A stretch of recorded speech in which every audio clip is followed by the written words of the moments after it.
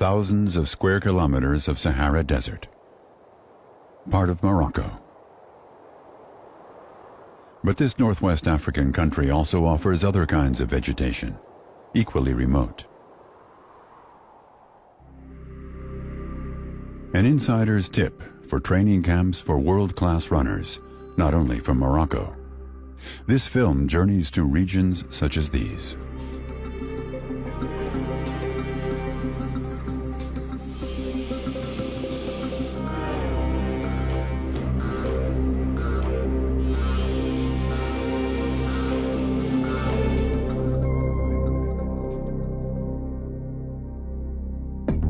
Doha, in the lead-up to the World Athletics Championships.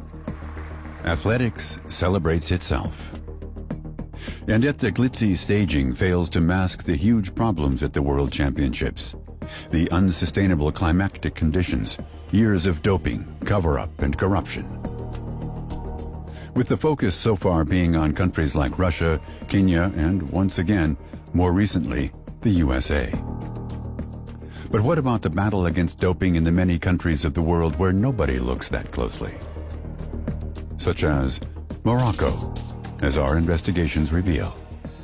This North African country has only sent a small team to Doha. And yet the country has a long tradition of running that has produced great stars in the history of middle and long-distance competitions. Saïd Aouita dominated the field from 800 to 5,000 meters in the 1980s, the only athlete to have won Olympic medals in both distances. Nawal El Moutawakel, 1984 Olympic champion in the 400-meter hurdles. She was the first African woman and the first Muslim woman to win gold at the Games. Hisham El Giroui, his world record in the 1,500 meters, of 20 years standing, unbeaten to this day. Triumph in Athens in 2004.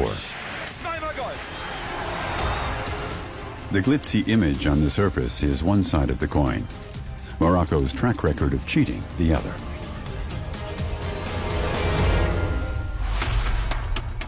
What has also been striking for years is a host of dopers. The North African country has a long history of athletes caught cheating, almost akin to Kenya or Russia.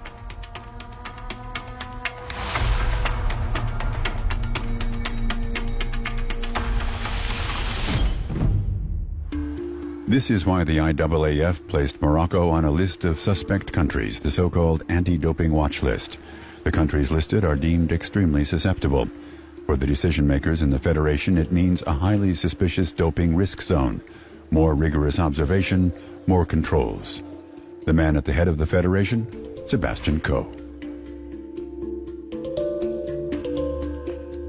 Yet his presiding board decided suddenly in 2017 that Morocco would be removed from the anti-doping watch list. The decision is still in place. The IAAF obviously considers Morocco's running scene reformed. We want to know for sure.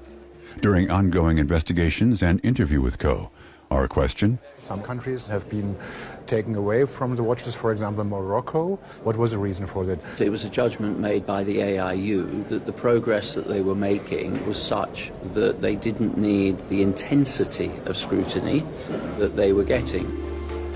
But how closely did the IAAF really look into the matter? Is there really no cause for concern any longer in Morocco?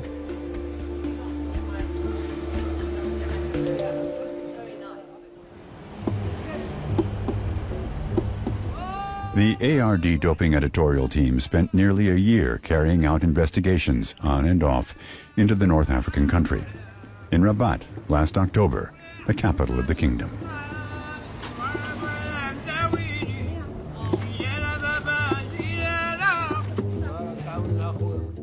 Right next to the largest stadium in the city that stages the annual Diamond League meeting, currently the most important athletics event on the African continent, the seat of the Royal Moroccan Athletics Federation.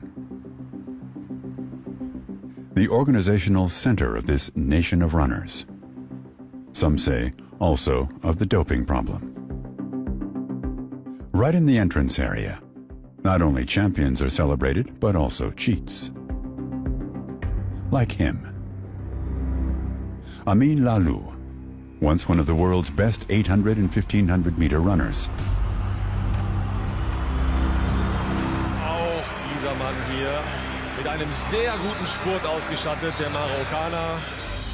Lalou, so highly revered by the Federation, has been caught doping several times, a dubious celebrity cult. Is he part of the business here? This man supports the country's best runners. Ali Azine, Morocco's national coach. He too once a world-class runner. He knows that there is international skepticism in light of the many doping cases.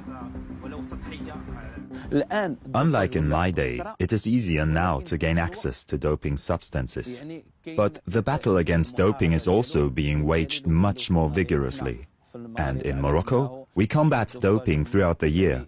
The IAAF also recognizes this. A detour to the Medina of Rabat. Our visit here gives us a completely different view of things. In the narrow streets of the old city, an insider from the world of Moroccan athletics wants to meet us. In his country, it is not permitted to talk openly about certain grievances, he tells us. Soldiers and police on patrol everywhere. The man is afraid. Here in Medina, he tells us he feels safer. Doping, evidently a highly sensitive topic in Morocco. He wants to talk to us about this man.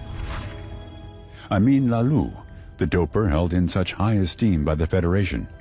He knows him well. The man banned from all sport for 8 years is still heavily involved, now as a youth coach, our informant tells us.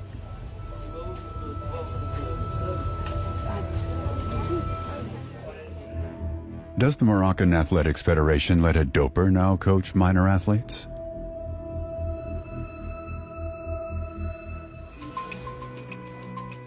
It takes a while before we manage to contact Amin Lalou under false pretenses. A meeting with him is arranged. We have the meeting filmed from a distance. During the conversation, we do in fact learn from the doper that he coaches young runners in Morocco, allegedly without payment. And he mentions during our talk that this fact should not be made public, otherwise he would lose his job. This does not fit in with the National Federation's assertion that dopers are rigorously cracked down on in Morocco.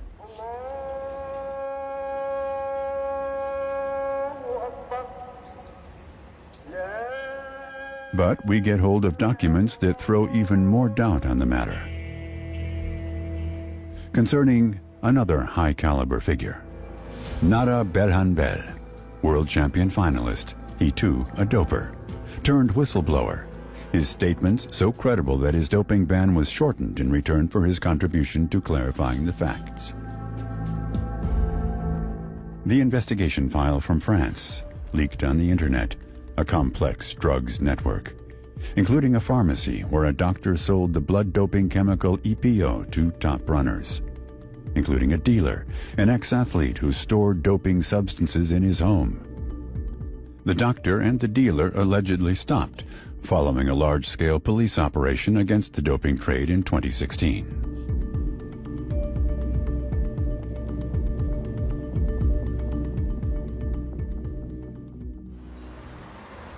We look into the case.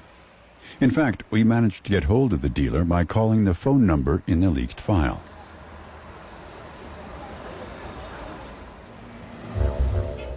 He agrees to meet.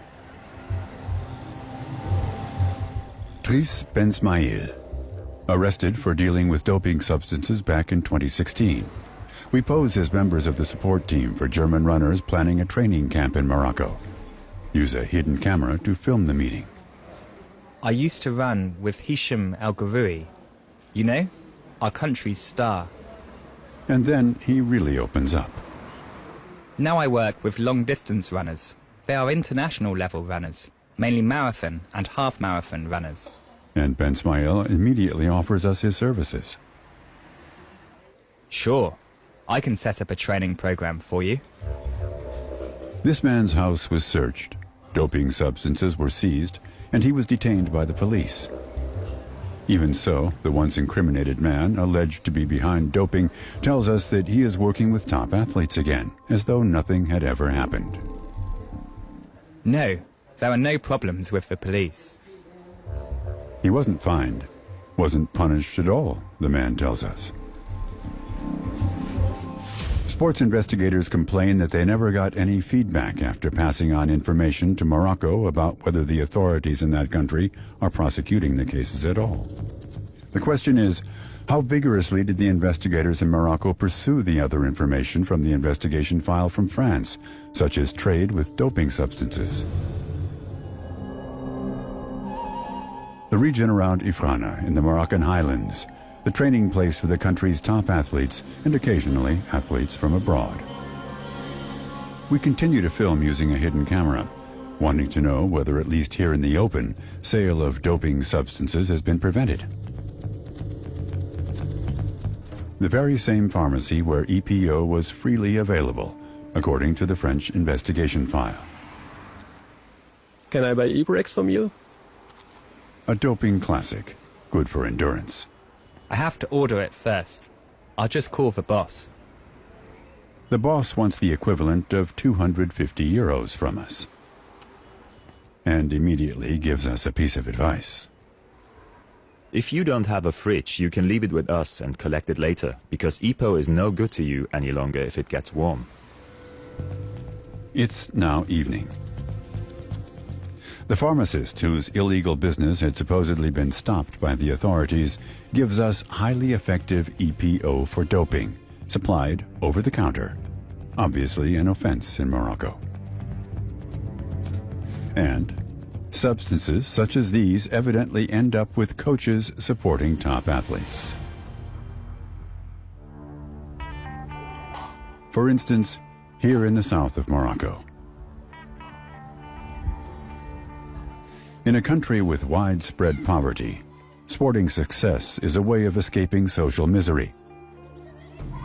Many young athletes, a sportsman tells us, are easily lured that way. He does not want to be recognized. A runner, aged 26, doped by the coach. The coach said to me, "Your financial situation is not that good. I would like to help you, bring you to Holland. There you will be supported by an association that will pay you heaps of money each month. For that, you need doping substances." Initially, I was against doping, but he mentioned the names of athletes from the national team who take it, and that convinced me. 4,000 dirham he paid for an injection, says the runner. The equivalent of well over 300 euros, to him a fortune. After the injection, he says he felt ill.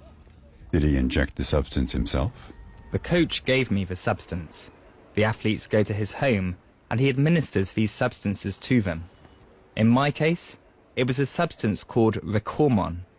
Recormon, a brand name for the blood doping chemical EPO. However, the contract in the Netherlands promised by the coach never came into being, the athlete tells us.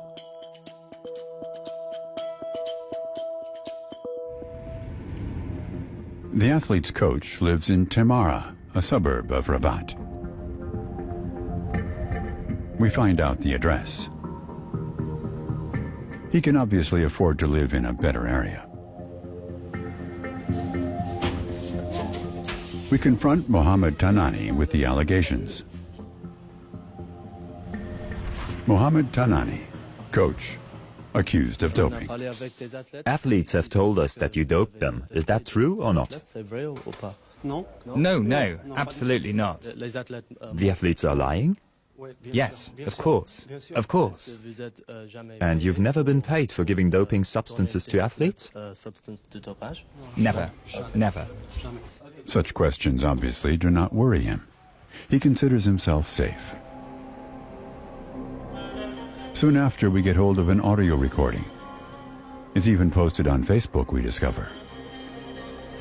The coach, Mohammed Tanani, can be heard on it. The only solution is, look, I'm going to tell you things straightforward. You have to take a syringe and inject it to get doped like everybody. Like me. I'm the proper example. Everyone takes it. Is there a culture of doping in Morocco? Nobody there wants to talk to us openly in front of the camera.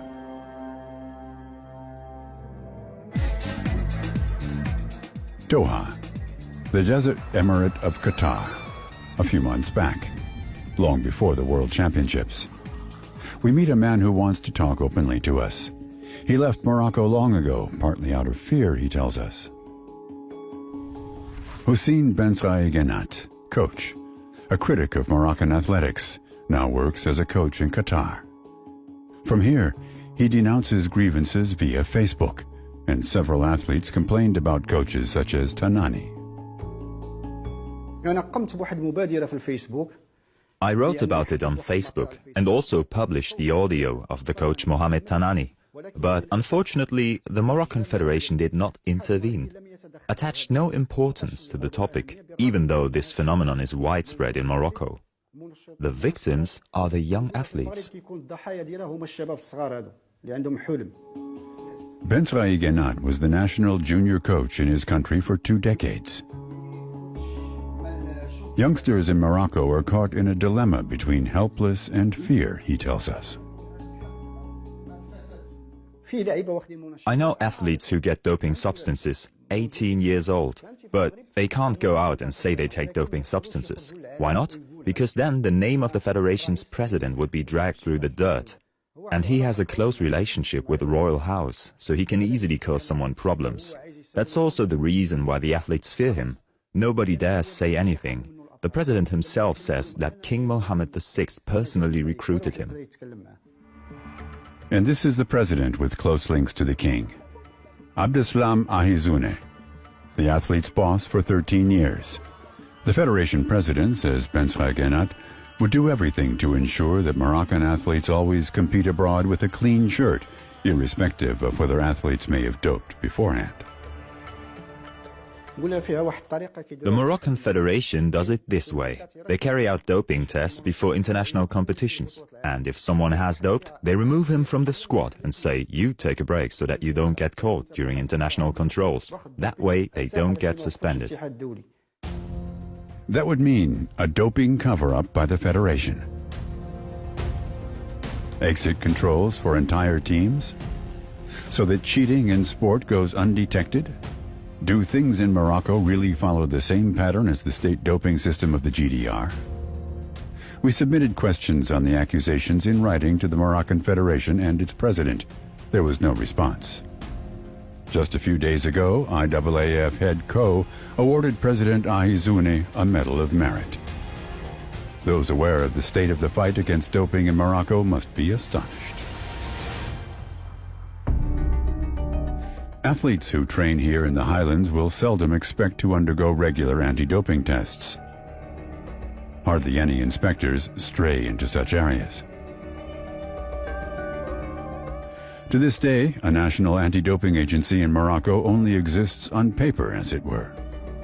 The IAAF lists only 3 runners in the test program. Proper statistics with control figures obtainable only with great difficulty.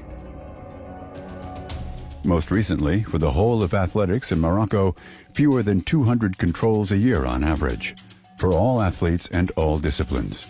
An alarmingly small number of tests, and on top of that, hardly performed by independent entities. In Paris, we meet a man who knows well the practice of controls in the North African country. He has repeatedly reported about it. Thierry Vildary has been investigating Morocco's doping scene for years, again and again. There are no controls, not in the pharmacies either. There are no anti-doping controls in Morocco. They are almost non-existent. The Moroccan Federation deals with it very liberally. There is virtually no battle against it. You can more or less do as you wish. No response to this from Morocco's federation either, and we ask ourselves whether the country is also an interesting destination for European athletes, given the deficient fight against doping there. Berlin, summer 2018, the European Athletics Championships. Beautiful images are produced, huge emotions. This is the setting the sport likes to have. Also in the women's marathon, Clémence Calvin won silver. The French woman trains regularly in Morocco. Unusual? In spring, she changed her whereabouts there many times, at very short notice during training, 13 times in 15 days, a game of cat and mouse for the inspectors. When the testers then found her, she fled. She later said she did not know there were inspectors. Sports law proceedings against Calvin are underway. Outcome unknown. Her fellow countryman, Morhad Amdouni, also won a race at the EM, the 10,000 meters. Morhad Amdouni holt ihr Gold für Frankreich. The man of Tunisian descent, 31 years old, also trains a lot in Morocco. He vanished from the international stage for years, then emerged again in 2016, faster than ever before. Amdouni and his fellow countrywoman Clémence Calvin know each other well, having trained and competed together. Marseille. We want to know what role Morocco plays as a refuge for French athletes. And meet here, and later at other locations, insiders associated with the French Federation. Again and again, we hear of suspicions against the European champion Amdouni.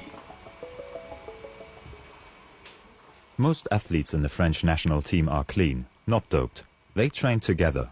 Then again, there are a few who we suspect of cheating. They train alone. One of them is Morhad Amdouni. It's not his progress that surprises me, but the ups and downs in his performance. Outstanding his performance in the marathon. With little preparation, that left me speechless. Morhad Amdouni. It is striking how the Frenchman structures his everyday training and competitions. Time and again he trains in remote places, often in Morocco, simply inaccessible for anti-doping testers. Here, rare pictures of him in the highlands. According to ARD information, he too changes his whereabouts frequently and at short notice, making it even more difficult for inspectors to test him. He rarely appears in public, taking part only in a few competitions during the season. But then suddenly turns up again at major international meetings and goes into the lead. We have arranged to meet Brett Clothier in Doha. The head of the Athletics Integrity Unit of the IAAF knows only too well this behavior pattern among a particular kind of athlete. I can't talk about specific cases, but I know those are the kind of signs that our intel team looks for all the time. We do look at athletes whose whereabouts are in very hard to reach and difficult locations, and we do look at competition schedules and variations in that. We spend months investigating Amdouni. An informant provides us with a communication from 2017. In it, a person addresses the Frenchman. In North Africa, it is common for the name Morhad Amdouni also to be written as Morhad Hamdouni. If I don't get my money tomorrow, Morhad, you will be sorry and you will be the loser because I don't like it when people use me. Just so you know, you have bought a packet of EPO and you have a packet of growth hormones.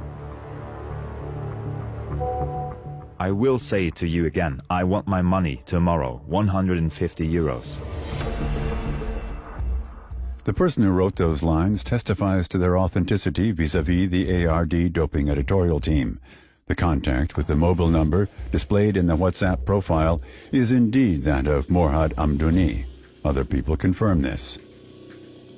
The person who wrote the text message to the athlete later declares in lieu of oath that he bought the doping substances in Morocco and gave them to the Frenchman. As we investigate this before the World Championships, Morhad Amdouni is already in Qatar. An informant shows me that my WhatsApp profile photo is doing the rounds in Amdouni's circles. The Frenchman has obviously been pre-warned about our investigations. Soon afterwards, we ask him to give us an interview in Doha. And then things happen in rapid succession. All of a sudden, he withdraws from the World Championships due to a poorly healed injury, as the federation officially declared. Amdouni immediately leaves Qatar.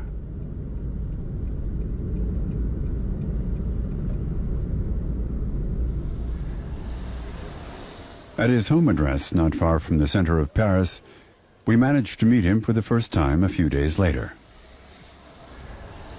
He's on his way to his apartment. We want to know from Amdouni why he bought doping substances, as our investigations suggest. It's unbelievable. There's no reason to discuss this subject. But according to our information, you bought doping substances. Why? It is simply unbelievable to talk about such things. Amdouni does not want to talk to us. We leave behind for him a set of written questions. The Frenchman replies the next day. In German, no less. Says it was important for him to avoid any misinterpretation. Speaks of an unfounded statement against him. He does not answer our specific questions. Amdouni fences himself in. At the same time, our Moroccan informant suddenly receives threat against unknown people, he says. And he also receives a text message from Amdouni's close circle. You are in your own world. In France, there are Russians, Romanians who kill for 1,000 euros. And you are gambling with it. One day all the athletes who you have wronged will turn against you. There are some of them. That's life. If anyone harms me, I don't regret anything. I'm not scared of anybody.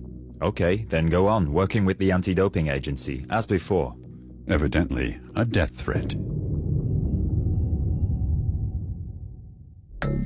Such criminality can occur behind the facade of spectacular sporting events.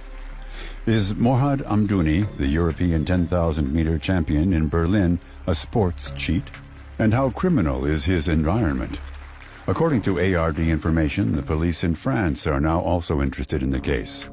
On request, the French Athletics Federation states that it has no knowledge of Amdouni's doping practices in Morocco.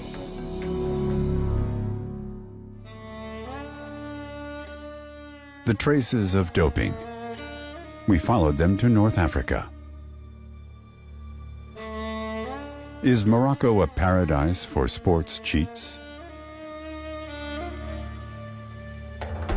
The IAAF under President Sebastian Coe stated that they would concern themselves with the new information on Morocco. According to ARD information, Morocco is at risk of being put back on the Federation's anti-doping watch list by the end of the year. Whether in Morocco or elsewhere, cheating in sport is probable whenever close inspection is lacking. Many athletes competing in Doha come from regions where there are only poorly developed control systems or no anti-doping agencies at all. That athletes then take the risk of cheating, quite possible. It is an illusion to believe in fair conditions or equal opportunities at the World Championships in Qatar.